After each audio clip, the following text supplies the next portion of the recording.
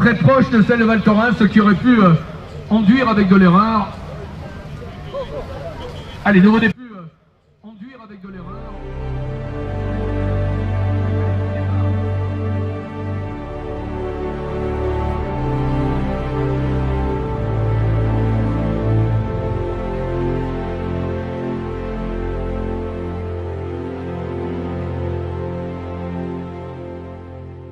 More and more people are paying with cards rather than cash these days. In fact, some countries in Europe are already on track to becoming completely cashless societies. Well, there has been precious little water in southern and eastern Africa where El Nino is scorching the earth.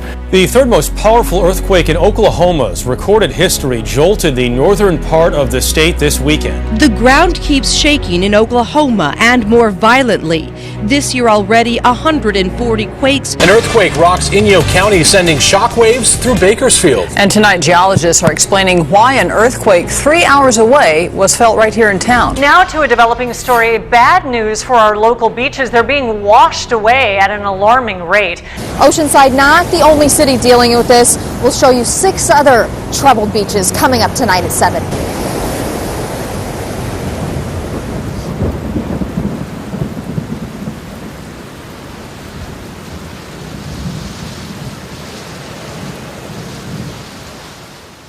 New wrinkle in the issue of the high cost of higher education, and for one Texas man, his student loans landed him in jail. The U.S. Marshals showed up to his Houston area door with an arrest warrant. All right, what's the worst that could happen to you if you don't pay your old federal student loans? Garnishment, something on your credit report. Well, how about being arrested by the U.S. Marshal's Office? Yeah, you don't expect that. Well, Donna, Melinda, I still can't believe this one, but it is just mind-blowing. This is a story that will likely outrage you and leave you wondering, why are the resources of the federal government being used this way? Joining me live is Paul Aker. He had a student loan debt from 1987. The loan was $1,500. Last Thursday, 7 people in combat gear with automatic weapons showed up at his home and took him to jail for a 29-year-old student loan. Those people were U.S. Marshals, Deputy U.S. Marshals right here in Houston. New tonight, some pet owners in New Jersey are fighting back after being told their condo association wants their pets to undergo testing. CBS 2's Jessica Schneider has more now on what could amount to mandatory dog DNA testing. Barbara Mintz treasures her 2 Puggle pups. Oh, no, let's not fight. So she was alarmed when she got a letter from her condo association proposing mandatory DNA tests for them and the rest of the dogs at Eagle Ridge in West Orange, New Jersey. It took so long for me to become a homeowner. I would think I would have some kinds of freedoms around here. The condo board wants dog owners to provide a DNA sample. It just seemed to me a little extreme. People here say they're not sure why the board wants to do DNA testing on their dogs. But lawyers say condo associations are free to mandate DNA testing, and it's happening all around the country. From CCTV to GPS tracking, surveillance is all around us, but now we're being watched more than ever in the workplace. New technology allows bosses to tell whether workers are at their desk, what they say, even how they're saying it, and it's completely legal. The sensors are completely anonymous as they monitor the presence of people at each desk. If an employee accepts it, says, look, okay, I'm prepared to work in an organisation that puts me through this sort of ordeal, then they've got no rights. They have literally signed up for it and given away a right to privacy. Say cheese when you board a DART train this summer. The transit agency is adding cameras, and controversial new technology will follow. Brooke Rogers live in Dallas for us tonight with a timeline on all of this. Brooke. Well, Kaylee, you may not realize it, but all DART bus stations, buses do have cameras. You can see there's one right above me. It's taking my picture as I speak. But having them on trains will be new, and not everyone is on board. I mean, I think using technology to keep people safe is a good idea. You know, it's just I'm not sure about the privacy thing, though. Facial recognition software, what is that information being harvested for, and where's that information going? A growing tech trend takes personal computing to its highest level. It's gone from hands-on to hands-in. More people are biohacking their own bodies with implanted computer chips that can perform a wide range of tasks. The limits, it's a limitless technology. There's tons of things we can do with it, and we're really just getting started. and Garrett Fry is getting first-hand experience on just what the future may hold. Garrett Fry's implant is very simple. Like he said, it's not much more complicated than the identification implant that you would put in your dog or your cat. But they're getting more and more complex, recording body functions for long periods of time. Some of them functioning as compasses that you can get your directions, see them lighted up through your skin. The technology is just starting to take off, and more people are embracing it or ingesting it. Biohacking has sparked moral and ethical discussions, and in computing circles, it has raised security questions.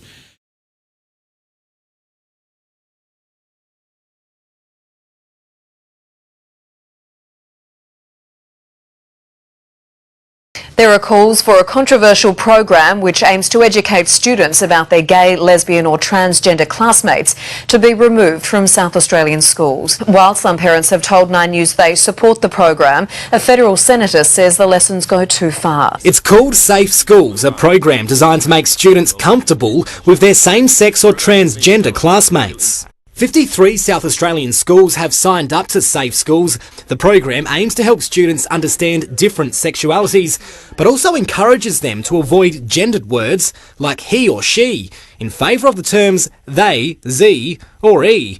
The program has already created controversy in Victoria, where it's being made compulsory. People are only more open-minded, so I think we've got to start with the little ones. Happening tonight. Passionate pleas over bathroom privacy. Ariel Westler is live in Carmel Mountain Ranch tonight. And Ariel, this case could be precedent-setting. Morality is a key issue for some on the other side. People have been attacked or looked at.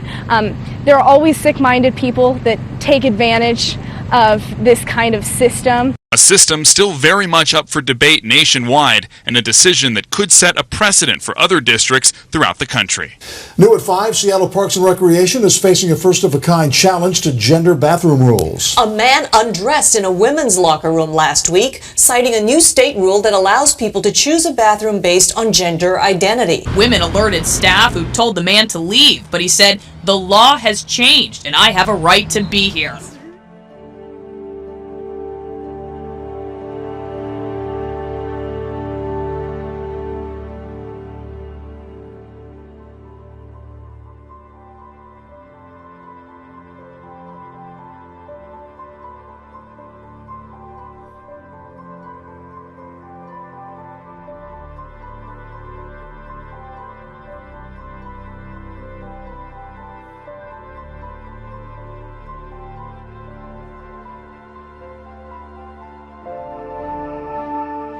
Eight-time boxing champion Manny Pacquiao is apologizing for his anti-gay remarks, but the repercussions are just beginning. 8th Division World Champion Manny Pacquiao is arguably the most famous Filipino in the world. He's a hero in the Southeast Asian country. On Wednesday, Nike announced it was ending its relationship with Pacquiao after the company found his comments abhorrent. The announcement comes as Pacquiao prepares for what he says will be his last fight on April 9th against Timothy Bradley in Las Vegas. And we don't know exactly what it is.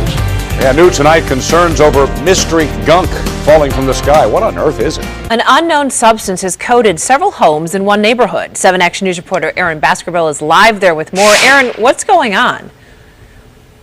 Listen, that's what everybody's trying to figure out. It's certainly a mystery out here. This tar-like substance is everywhere. So like I said, imagine if this was your house or your home, you'd be very upset. You were just looking at the driveway coated in that tar-like substance. You can also see the car coming up tonight at 11 on Channel 7. Something is keeping an entire town up at night, and no one knows what it is or where it's coming from. And they could use your help. As mysteries go, there aren't many that can match this one for being just as annoying as it is unexplained. That high-pitched sound wreaking havoc on Forest Grove, Oregon for weeks, mainly at night, even waking people up. It sounds like brakes to me. Local officials have ruled out a water valve, gas leak, or wildlife, and the nearest train track is rarely used. The fire department doesn't know what it is either. Welcome to the X-Files, back on TV again. And so here we are. The truth is out there, and whatever it sure is loud and baffling.